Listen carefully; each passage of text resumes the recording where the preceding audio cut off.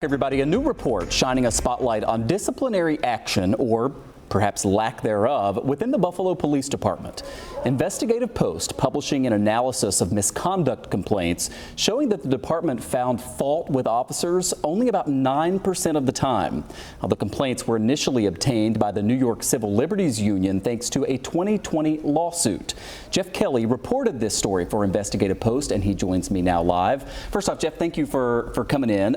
Walk me through sort of the highlights. There's a lot to this, and I encourage everybody to read the full article, but did anything surprise you? What sticks out most? Well, so as you say, there's thousands of pages covering and the investigatory files of about 1,000 civilian complaints alleging misconduct. And those are fascinating because when you look at the investigatory files, the files that Internal Affairs puts together, you get to see how hard did they work? How hard did they work to investigate these claims? Who did they interview? Did they look at video? Did they even check to see if there was?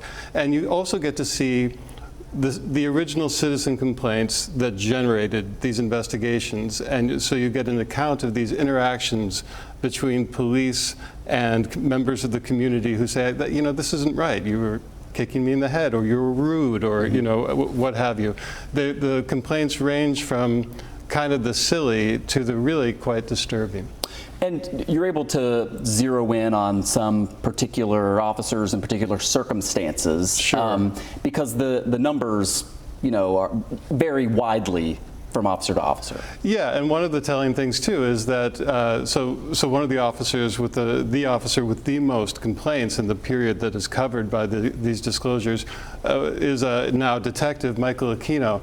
23 investigations by Internal Affairs in the course of like about 10 years, 15 years, and zero discipline.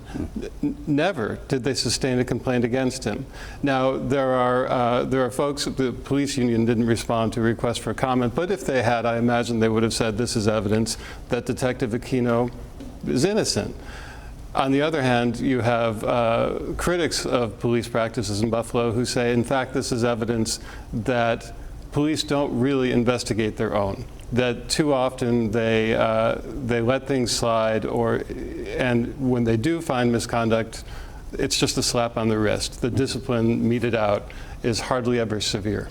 And you know, I think you did a great job here of covering both sides, even though the union wouldn't talk to you, in saying that also that particular officer, that detective, is really good at his job in other aspects. Sure. In many cases, you read the complaints about Detective Aquino and you think, my gosh, he does sound kind of rude. He does sound kind of like what they call them on the force hard chargers.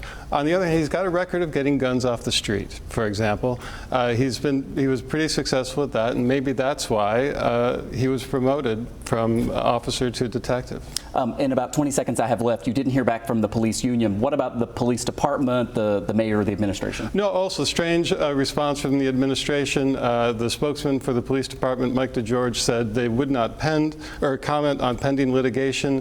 As far as I know, there is no pending litigation. This lawsuit is settled. All right, Jeff Kelly with Investigative Post. Go to investigativepost.org to read more about that. Jeff, thanks so much. Have a great weekend. My pleasure. You too. Appreciate it.